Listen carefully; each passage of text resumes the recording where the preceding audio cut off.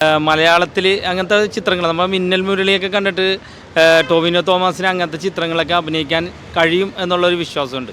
ആ ഒരു വിശ്വാസം അത് അത്ര വർക്കൗട്ട് ആയില്ല. അതേ ഒരു മോഡലിലുള്ള നമ്മുടെ മലയാള സിനിമയിൽ ഈ പടം വന്നു എന്ന രീതിയിൽ നമുക്ക് അഭിമാനിക്കാവുന്ന രീതിയിലുള്ള ഒരു സിനിമയാണ്. യൂടോക്ക് എൻ്റർടൈൻമെൻറ്റിൻ്റെ പുതിയൊരു വീഡിയോയിലേക്ക് എല്ലാവർക്കും സ്വാഗതം. ഇന്ന് മലയാളത്തിൽ ഒരുപാട് ചിത്രങ്ങൾ ഇറങ്ങുന്ന ദിവസമാണ്. അതുപോലെ തന്നെ ഏറ്റവും പ്രധാനപ്പെട്ടമായി ടോവിനോ തോമസ്, കൃതി ഷെഡ്ഡി ഒരുമിച്ച് അഭിനയിക്കുന്ന പാൻ ഇന്ത്യൻ ചിത്രം ARM, അതായത് അജയൻ്റെ രണ്ടാം മോഷണം റിലീസായിരിക്കുകയാണ്. അപ്പോൾ നമ്മൾ പ്രേക്ഷകരോട് തന്നെ റിവ്യൂ ചോദിച്ചറിയാം. ബാ. ആം എന്ന് പറയുന്നത് നമ്മൾ ഇത്തരം പടങ്ങൾ നമ്മൾ ഈ ഒരു തീമിൽ വന്നു കഴിഞ്ഞാൽ നമ്മൾ വേറെ ഭാഷയിലുള്ള സംഭവമാണെങ്കിൽ നമ്മളതിനെ വളരെ പുകഴ്ത്തി നമുക്കറിയാത്ത ഹീറോ ആണെങ്കിൽ നമ്മൾ എടുത്തു വരും. പക്ഷേ നമ്മുടെ മലയാള സിനിമയിൽ ഈ പടം വന്നു എന്ന രീതിയിൽ നമുക്ക് അഭിമാനിക്കാവുന്ന രീതിയിലുള്ള ഒരു സിനിമയാണ്. പ്രത്യേകിച്ച് ഇതിൻ്റെ സ്റ്റോറി ലൈൻ സംഭവം എന്ന് പറഞ്ഞാൽ വളരെ സിമ്പിളാണ്. ഒരു ട്രഷർ ഹണ്ട് എന്ന രീതിയിൽ നമുക്ക് പറയാം. പക്ഷേ ആ ചിയോദിക്കാവ് എന്ന് പറഞ്ഞ ഒരു പ്രദേശത്ത് സെറ്റ് ചെയ്തിരിക്കുന്ന ഒരു ഫാൻറ്റസി കഥ അതിഗംഭീരമായിട്ട് ഒരു ലാഗും ഇല്ലാതെ സ്ക്രീനിലേക്ക് കൊണ്ടുവരാൻ ഇതിന് സാധിച്ചിട്ടുണ്ട്, ഡയറക്ടർക്ക് സാധിച്ചിട്ടുണ്ട്. പിന്നെ അതുപോലെ ഇവർ പറഞ്ഞ ഈ സിനിമയ്ക്ക് എടുത്ത എഫേർട്ട് മൊത്തമായിട്ട് നമുക്ക് സ്ക്രീനിൽ കാണാൻ പറ്റും. പ്രത്യേകിച്ച് ടോവിനോയുടെ ഭാഗത്തു നിന്നാണെങ്കിലും മൂന്ന് ക്യാരക്ടർ രീതിയിൽ നമുക്ക് അറിയാൻ പറ്റുന്നുണ്ട്.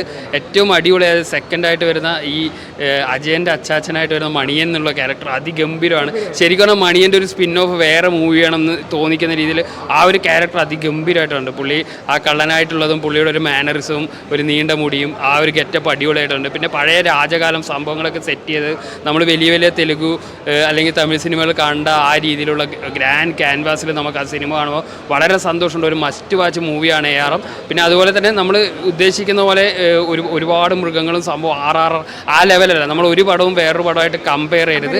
നമ്മുടെ ഈ ഒരു റൂട്ടുണ്ട്, നമ്മുടെ നാട്ടിൽ നടക്കുന്ന നമ്മുടെ ഒരു തെയ്യങ്ങളും ഇത് വടക്കേ മലബാറിലെ ഒരു പ്രദേശത്താണ് ഷൂട്ട് ചെയ്തിരിക്കുന്നത്. അപ്പോൾ ആ ഒരു നാടിൻ്റെ കൾച്ചറും അതൊക്കെ കാന്താരിയൊക്കെ നമ്മൾ പറയില്ലേ, ആ ഒരു കൾച്ചർ കൊണ്ടുവരുന്നതിൽ പടം അതിഗംഭീരമായിട്ട് വിജയിച്ചിട്ടുണ്ട്. നന്നായിട്ട് എക്സ്പ്ലോർ ചെയ്തിട്ടുണ്ട് ആ ഒരു ഗ്രാമത്തിൻ്റെ ഭംഗിയും പിന്നെ അതുപോലെ എന്താണ് വനത്തിൻ്റെ ഭംഗി, അതുപോലെ തന്നെ പീരിയഡ് ഡ്രാമയൊക്കെ കാണിക്കുമ്പോൾ പഴയകാലമൊക്കെ കാണിക്കുമ്പോൾ അതിൻ്റെ ആർട്ട് വർക്കും ബാക്ക്ഗ്രൗണ്ട് മ്യൂസിക്കൊക്കെ നമ്മൾ ഇതിനിടയ്ക്ക് കണ്ട ഒരു വലിയ ഹീറോയുടെ തമിഴ് സിനിമയിൽ നമ്മൾ BGM പോരാ എന്ന് പറഞ്ഞു.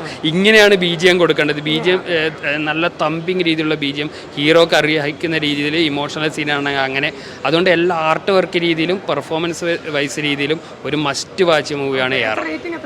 റേറ്റിംഗ് എന്തായാലും ഒരു 3.5. പക്ഷേ നമ്മുടെ മലയാളത്തിലുള്ള ഒരു അറ്റംപ്റ്റ് ആയതുകൊണ്ട് 4 വരെ നമുക്ക് കൊടുക്കാം. കാരണം 3.5 നോർമലി ഈ ഒരു ലൈൻ ഓഫ് സ്റ്റോറീസ് ഒരു മിത്തോളജി അങ്ങനെ വരുന്നതിനാണ് ഒരു 3.5 കൊടുക്കാവുന്ന, ഏത് ഭാഷയിലും കണ്ടിരിക്കാവുന്ന. പക്ഷെ നമ്മുടെ മലയാളത്തിൽ വന്നുകൊണ്ട് ഒരു പ്രത്യേക ഇഷ്ടമുള്ളതുകൊണ്ട് നമുക്കൊരു 4 ഔട്ട് ഓഫ് 5 കൊടുക്കാവുന്ന ഒരു പടമാണ് ARM.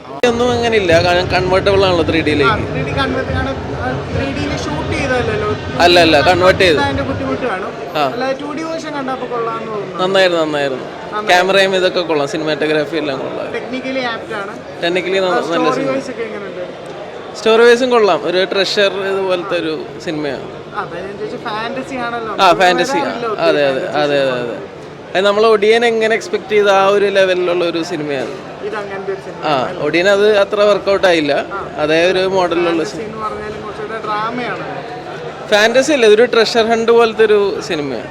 ഇപ്പൊ പാസ്റ്റിൽ ഒരു ട്രഷർ നമ്മൾ എക്സ്പ്ലോർ ചെയ്യണം, അങ്ങനത്തെ ഒരു മൂവി.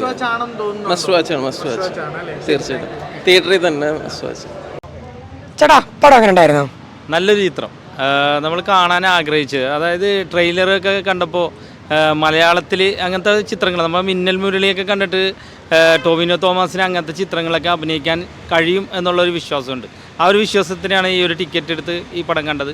തീർച്ചയായിട്ടും 3 ഗെറ്റപ്പ് അത് വളരെ ആകർഷിച്ച, ട്രെയിലറിൽ തന്നെ നമ്മൾ ആകർഷിച്ച ഘടകം തന്നെയാണ്. അത് ടോവിനോ തോമസ് എന്ന നടൻ ഭദ്രമായിട്ട് തന്നെ അത് ചെയ്തിട്ടുണ്ട്. പിന്നെ ഡയറക്ഷനും അടിപൊളിയാണ്. ഇതിൻ്റെ എല്ലാ ഡിപ്പാർട്ട്മെൻറ്റും നല്ല രീതിയിൽ തന്നെ ആർട്ട് വർക്ക് ആയാലും അതേപോലെ തന്നെ ലൊക്കേഷൻസ് ആയാലും കഥയായാലും എല്ലാം ഒന്നിനൊന്നും മെച്ചം തന്നെയാണ്. ഒരുപാട് ആർട്ടിസ്റ്റുകൾ ഇതിനു വേണ്ടി വർക്ക് ചെയ്തിട്ടുണ്ട്. അവരെ കൂട്ടിയിണക്കാൻ വേണ്ടി പ്രൊഡക്ഷൻ കൺട്രോളർമാർ, അതേപോലെ അതിൻ്റെ മേൽനോട്ടം വഹിക്കുന്നവരൊക്കെ നല്ലപോലെ ഒരുപാട് കഷ്ടപ്പെട്ടിട്ടുള്ള ഒരു ചിത്രമാണ് ഈ നമ്മുടെ ഈ അജയൻ്റെ രണ്ടാം മോഷണം. സംബന്ധിച്ച് ഭയങ്കര ചലഞ്ചായിട്ടുള്ള ഇതാണ്. കാരണം ഇതെന്നു വെച്ച് കഴിഞ്ഞാൽ മലയാള സിനിമയിൽ തന്നെ നല്ല ബഡ്ജറ്റ് വന്നിട്ടുള്ള ഒരു മൂവിയാണ്. ഡെയിലി ഏകദേശം 400 പേര് ക്രൂവും 1000 പേരോളം ജൂനിയേഴ്സും വെച്ചിട്ട് ഓൾമോസ്റ്റ് ദിവസങ്ങളിലും ഷൂട്ടുണ്ടായിരുന്നു. ഓൾമോസ്റ്റ് കുറേ ആർട്ടിസ്റ്റുകളുണ്ടായിരുന്നു. എല്ലാ ഭാഷയിലുള്ള തമിഴ്, കന്നഡ പടം നോക്കിക്കഴിഞ്ഞറിയാം. തമിഴ്, കന്നഡ, തെലുങ്ക് എന്ന് വേണ്ട ഡിഫറെൻറ്റ് ലാംഗ്വേജിലുള്ള എല്ലാ ആർട്ടിസ്റ്റുകളും ഉണ്ടായിരുന്നു. അപ്പോൾ പിന്നെ ഇത് ഷൂട്ട് ചെയ്ത് മൊത്തം കണ്ണൂർ ചീമേനി എന്ന് പറഞ്ഞ പോത്താങ്കണ്ണം എന്ന് പറഞ്ഞ സ്ഥലത്താണ്.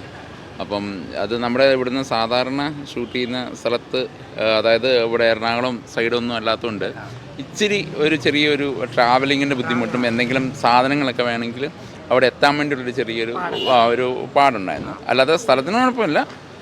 എൻ്റെ സ്വന്തം നാട് അതിൻ്റെ തൊട്ടിപ്പുറത്താണ്, പെരുമ്പടവ് എന്ന് പറയും. അവിടെ നിന്ന് 20 അപ്പോൾ എനിക്ക് ഈ സ്ഥലം, ഞാൻ വർഷങ്ങളായിട്ട് എനിക്ക് ഈ സ്ഥലം അറിയുന്നത്, കാരണം ഞാൻ അതിൻ്റെ ഫ്രണ്ടിൽ കൂടിയാണ് പോയിക്കൊണ്ടിരിക്കുന്നത്. ഓക്കെ, അങ്ങനത്തെ ഒരു സ്ഥലത്ത് അവിടെ വെച്ചിട്ട് ഓൾമോസ്റ്റ് 120 ദിവസത്തോളം വെച്ച് ഷൂട്ട് ചെയ്തതാണ്.